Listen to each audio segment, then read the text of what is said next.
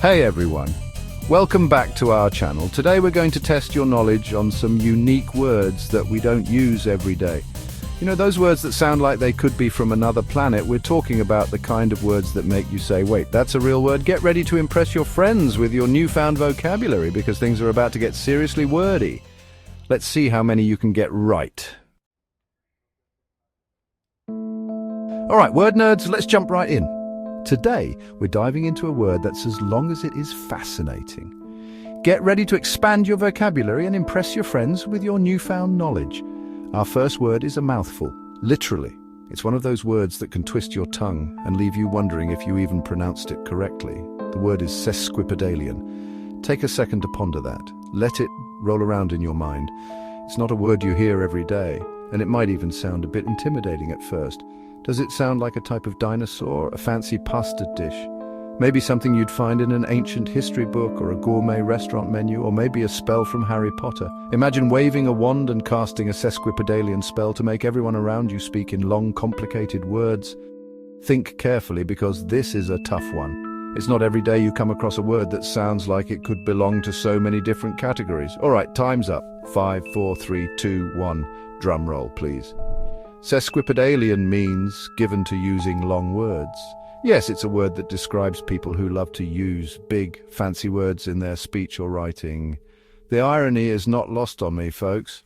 The word itself is a perfect example of what it means. It's long, it's complex, and it's a bit of a show-off. How many of you knew that one? Raise your hand if you did. It's okay if you didn't. That's what we're here for. To learn and have fun with words. Give yourselves a pat on the back if you did, because that was a toughie right out of the gate.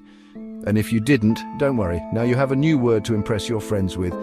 Keep exploring, keep learning, and keep having fun with words. Okay, let's move on to something a little more down to earth, pun intended. Our next word is petrichor. Now this one might sound a little more familiar. Think about those first few moments after a refreshing rain shower. What do you smell? That's right, that earthy, almost sweet scent in the air. That, my friends, is petrichor. 5, 4, 3, 2, 1. Petrichor is the pleasant, earthy smell after rain. Isn't that a beautiful word for such a beautiful smell? It's like the English language finally caught up with Mother Nature. All right, folks, buckle up, because this next word is a wild ride. We're talking about defenestration. Now, you might be wondering, what on earth does that mean? Well, let me tell you, it's not something you hear every day. In fact, it's one of those words that sounds both intriguing and a bit alarming at the same time. Now, this one sounds a little dangerous, doesn't it? The word itself has a certain edge to it, almost like it belongs in a thriller movie or a dramatic novel. But don't worry, we're here to break it down for you. It conjures up images of kings and queens, maybe a castle intrigue. Picture this. A medieval castle, towering high with its stone walls, and within those walls a plot is brewing. Nobles whispering in dark corners, a betrayal in the making. The tension is palpable, or maybe just a really bad day at the office. Imagine you're at work and everything that could go wrong does go wrong. Your computer crashes, you spill coffee on important documents, and your boss is breathing down your neck. It's the kind of day that makes you want to throw something or someone out of a window. 5, 4, 3, 2, 1. The tension builds, the countdown begins, and you can almost feel the suspense in the air. It's like waiting for the climax of a suspenseful scene in a movie. Defenestration means the act of throwing someone out of a window. I know, right? It's a pretty specific term for a pretty dramatic action. You can almost see the scene unfolding in slow motion, the glass shattering, the person falling. Who knew there was a word for that? It's one of those terms that makes you stop and think, wow, language can be pretty wild sometimes. It's not exactly something you'd use in casual conversation, but it's definitely a fun fact to pull out at parties. Imagine the looks on people's faces when you casually drop defenestration into a chat. Unless you're hanging out with a bunch of history buffs or window washers, they might actually appreciate the term. So next time you're looking to impress someone with your vocabulary, remember defenestration. Just don't try it at home. Chapter 4. Limerence, love or something like it. Okay, let's tone it down a notch with our next word, limerence. Now this one is all about those butterflies in your stomach, that heart skipping a beat feeling. You know, that stage of a crush where you can't stop thinking about someone. 5, 4, 3, 2, 1. Limerence is the state of being infatuated with another person. It's like love, but with a dictionary definition, and maybe a restraining order, depending on how intense that infatuation gets. Chapter 5, Bibliopole, for the love of books, calling all bookworms. If you find yourself lost in the pages of a novel, or if the scent of aged paper brings a smile to your face, then this chapter is for you. This next word is for you. The word is bibliopole. It's a term that might not be familiar to everyone, but it holds a special place in the hearts of those who cherish the written word. Now, if you're anything like me, you've got a special place in your heart for the musty smell of old bookshops, the creak of wooden floors beneath your feet, and the sight of shelves stacked high with literary treasures. The thrill of finding a first edition, the excitement of uncovering a rare gem hidden among the stacks, is an experience like no other.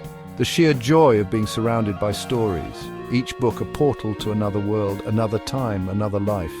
It's a feeling that every true book lover knows well. 5, 4, 3, 2, 1. Imagine a countdown to the moment you find that one book you've been searching for, the one that completes your collection. A bibliopole is a person who buys and sells books, especially rare ones. They are the guardians of literary history, preserving and passing on the stories that might otherwise be lost to time. So, basically, they're like the superheroes of the literary world, swooping in to rescue forgotten treasures and ensuring that these precious books find their way into the hands of those who will appreciate them. Rescuing forgotten treasures and sharing them with the world. Whether it's a centuries-old manuscript or a beloved classic, bibliopoles play a crucial role in keeping the magic of books alive for future generations. Quixotic. Dreamers and idealists. All right, dreamers and idealists, this one's for you. The word is quixotic. It's one of those words that just rolls off the tongue, doesn't it? But what does it mean? Think about someone who's always chasing after windmills, tilting at giants, fighting for lost causes. 5, 4, 3, 2, 1. Quixotic means exceedingly idealistic, unrealistic and impractical.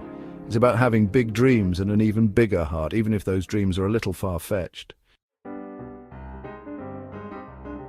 Okay, time to get a little shady, folks. Our next word is nefarious. This one's got a bit of a villainous ring to it, don't you think? Think evil schemes, wicked plots, and mustache-twirling bad guys. 5, 4, 3, 2, 1.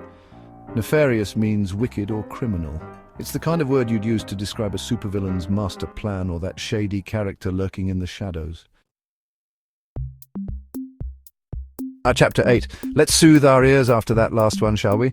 Our next word is mellifluous. This one's all about those sweet sounds, those harmonious melodies, the kind of music that makes your soul sing. 5, 4, 3, 2, 1. Mellifluous means sweet or musical, pleasant to hear. It's like honey for your ears. Think Morgan Freeman narrating a documentary about puppies or Beyoncé hitting those high notes. Chapter 9.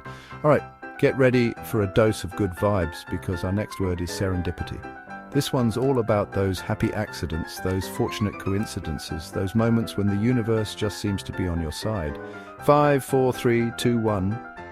Serendipity is the occurrence of events by chance in a happy or beneficial way. It's like finding a $20 bill in your pocket or bumping into an old friend on a random Tuesday. Chapter 10. And last but not least, we have ephemeral. This one's a bit bittersweet, like the last bite of a delicious dessert or the final moments of a breathtaking sunset. 5, 4, 3, 2, 1. Ephemeral means lasting for a very short time. It's a reminder to cherish the moment, to appreciate the beauty of impermanence, and to make the most of every fleeting second. How many did you get right? Let us know in the comments below. Were you a vocabulary virtuoso, or did some of these words leave you totally tongue-tied? Either way, we hope you learned something new and had a little fun along the way. Don't forget to like, share, and subscribe for more fun and educational content. See you next time.